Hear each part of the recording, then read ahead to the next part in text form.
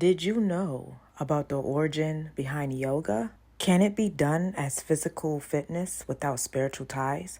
Or is it inseparable from its demonic origins in Hinduism? Well, let's find out. Yoga's origin is in the religion of Hinduism. Within Hinduism, there are actually 5 different types of yoga: Raja, Karma, Jnana, Bhakti, and Hatha, or some people will say Hatha. Yoga makes up the substance of what it means to be a practicing Hindu. Despite the many types of yoga, most Westerners refer only to the Hatha yoga when they simply say, quote, yoga, end quote. Hatha yoga focuses on first purifying your physical body in order to purify your mind so that you may achieve spiritual openness with Brahman and free yourself from this illusion of life they call Maya. Hatha yoga was pioneered by Yogi Swat Marama in the 15th century before Christ. It is a form of physical purification for the body of yogis to aid in deeper and longer levels of meditation to their gods. Hatha yoga attempts through different body postures and breathing techniques to balance the two opposing forces within oneself so as to bring one to completeness and balance. Through Swatmarama popularized the practice of Hatha yoga, it is believed to have existed an ancient doctrine long before Swatmarama. The source of knowledge of Hatha yoga is said to originate from Lord Shiva, that was overheard by Parvati. Shiva is a major deity of the Hindu religion, also known as Shiva the Destroyer, and is the master of yoga. The goal of yoga. In actual practice, the word yoga signifies both the object attained, namely union of the soul and the oversoul, and also the method or methods by which this union is achieved. Yoga means to yoke or join. Hindus practice yoga in order to yoke themselves or join themselves to Brahman through various practices. Hatha yoga has 2 general sub-goals that is accomplished through postures, meditation, and breathing to attain samadhi and awaken one's kundalini. We are going to talk about a few types of yoga. Samadhi. Samadhi is a place of deepest meditation where one's consciousness merges with the object being observed. The observer and the observation become one. Samadhi is the 8th and final step of yoga. Kundalini. Kundalini, as the Hindus believe, is the wound up dormant energy at the base of your spine that is pictured as a serpent coiled 3.5 times around the spine. Through yogic practices such as pranayama, breathing control, chanting, and visualization, and is believed that one can awaken their kundalini. When one awakens their kundalini through yoga, the coil-up force will uncoil and rise through the chakras, up the spine to above the head, leading one to deep meditation and bliss. Common effects of the state of meditation include involuntary seizures, increased body heat, spontaneous postures, and visions. Aside from the 5 types of yoga, there are 8, quote, limbs, end quote, of yoga, which are the actual practices that are done. Only one of the 8 limbs of yoga are postures and positions. Another includes breathing control. These 2 limbs combined make up Hatha yoga, which is extremely popular in America and synonymous with simply, quote, yoga, end quote. Asanas and pranayama. Asanas are the body postures that exercise the body so that one can focus their mind in meditation and separate themselves from their surrounding world and experience self-realization. Asanas were originally sitting positions for yogis to meditate in, but somewhere along the way, a great variety of poses developed. There are around 1,000 poses that are recognized by the Indian government. A Hindu's goal is to realize that they are one with God and that this world and its sufferings and limitations are simply an illusion of bondage. Asanas aim at allowing the Hindu to meditate deeper and awaken their kundalini in order to experience self-realization or samadhi. Pranayama accompanies asanas, but it is the control over one's breathing rhythm while meditating. Prana is the life force or spiritual energy in your body. Therefore, as you control your breathing, the goal is to ultimately control your life energy in a way that brings you to a higher level of meditation and awareness, so as to merge yourself with the divine consciousness.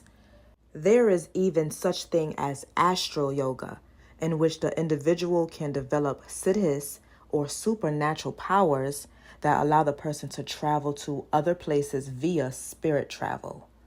The dangers of yoga.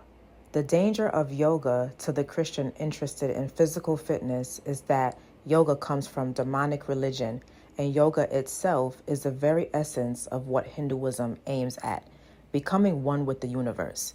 This is not something Jehovah wants us to aim for. Actually, the Bible represents that God wants us to steward over his creation instead of worshiping it. It is impossible to separate true yoga from true Hinduism. As it clearly stated above, the practice of yoga involves practices and forms of meditation that open doorways for demonic activity, attachments, and possibly even possession. Christians are not to engage in any practices that is demonically engaged, such as Ouija boards, seances, psychic practices, etc. Should a Christian use an Ouija board to teach their children spelling and teamwork?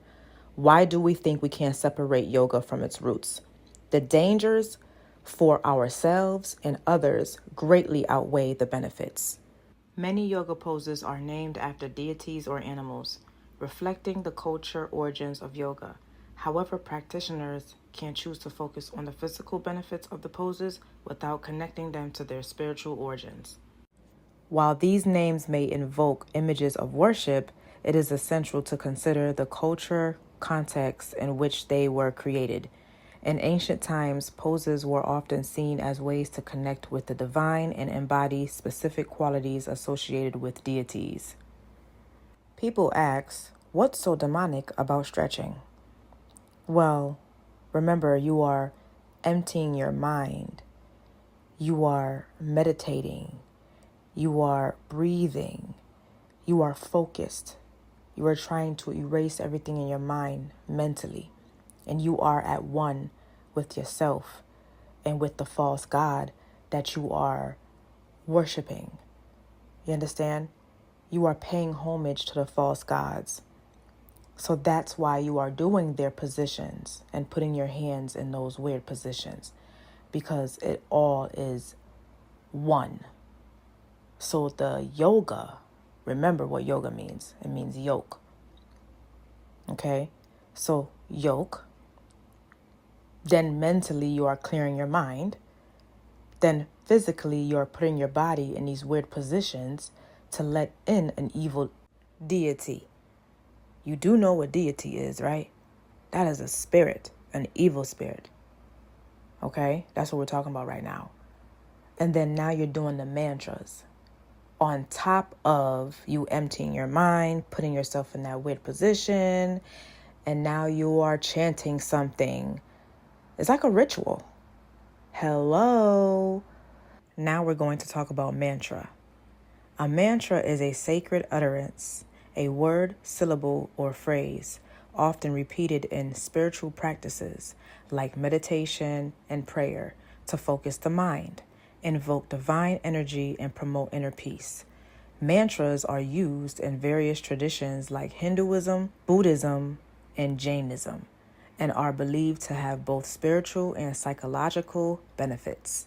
The term, quote, mantra, end quote, comes from Sanskrit, combining, quote, man, end quote, mind, and, quote, tra, end quote, instrument or tool. So what role do mantras play in the practice of yoga? Mantras are repetitive sounds used to, quote, penetrate, end quote, the depths of unconsciousness mind and adjust the vibration of all aspects of your being. Mantras can be chanted aloud, delved upon, or listened into. In yoga, mantras are typically chanted in Sanskrit. The Sanskrit word mantra is derived from the root word, quote, man, end quote, meaning to think, and tra from tra or tray, meaning to protect or to free from bondage or to free from the mind. They come in many forms. Typically, they are melodic and have mathematically structured meters. The sounds or or om are some of the most basic of mantras. Words are very, very, very powerful, just like music.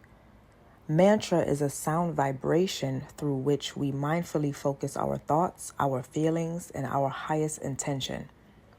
Over time, it's believed the vibration sinks deeper and deeper into your consciousness, helping you to eventually feel its presence as Shakti, a powerful, if subtle, force working inside each of us that carries us into a deeper state of awareness. Now we are going to talk about chakras. The chakra of stability, security, and our basic needs. The root chakra is comprised of whatever grounds you stability in your life. This includes your basic needs such as food, water, shelter, safety, as well as your emotional needs of interconnection and being fearless. But that very quickly became spiritual the more I read about it. And then I became a yoga teacher years later. And that, as I learned about the history of yoga, that just brought me right into Hinduism and all those concepts. Well, of course, because people think yoga is just stretching or something, Right, but really it's a religious liturgy, not just the kind of liturgy of liberal white girls in the suburbs, which is what it has effectively become in America, but it goes back much further, and it's a Hindu spiritual practice. And the word yoga literally means yoke. And so in that context, it's to yoke spirit. So it's an invitation for the Hindu gods to kind of come into your body. And a lot of the poses are specifically reenactments or paying homage to scenes with ancient gods and things like that. And I have to pause you. For people who are going to say, well, that's crazy, that's insane, you think you're inviting all these spirits in, it's just yoga. I guess I would have to ask those people, hey, don't you think it's a little weird that in your physical stretches, as you are presenting these things to be, that you regularly chant and invoke ancient kind of Vedic or Hindu utterances? Isn't that a little weird that you go into poses that are explicitly and intentionally spiritual? Which of us is the crazy one here? Because I'm just reading into this long-standing tradition, what it has already always presented itself as doing. Right, and that's kind of a misconception a lot of people have. Even Christians that I talk to now say, well, what's so bad about yoga? I challenge you, go into a yoga studio and try and say God's name. You can't. It doesn't fit. You can feel it. When I was a yoga teacher, toward the end, I tried doing it, and you can just feel from the class, it's like... You're not saying you physically can't utter the word God. Right. You're just saying no one in that class. People don't want it. Right. I was even told, because I used to put yoga videos on YouTube as well, and I would try and say, let's let God's presence come into the room, kind of just when I was trying to straddle the fence of both at the time. This was about a year ago. So I would get comments, people saying, I don't like that word, could you say universe? So it's the whole... I don't like that word. Can you say Moloch, please? Right. Can you say Baal? Right. So the yogi concept of God is very much source, universe, we are all God mindset. And alongside with what you were saying, with the chanting and things like that, it's not just the chanting, it's the poses themselves. They're very unnatural. It's very different than just stretching. Yeah. So If you want to stretch, you can do Pilates, right? There's there's no Right. ohms and ahs in Pilates. And so I always say that yoga is not a physical practice with spiritual benefits. It's a spiritual practice with physical benefits.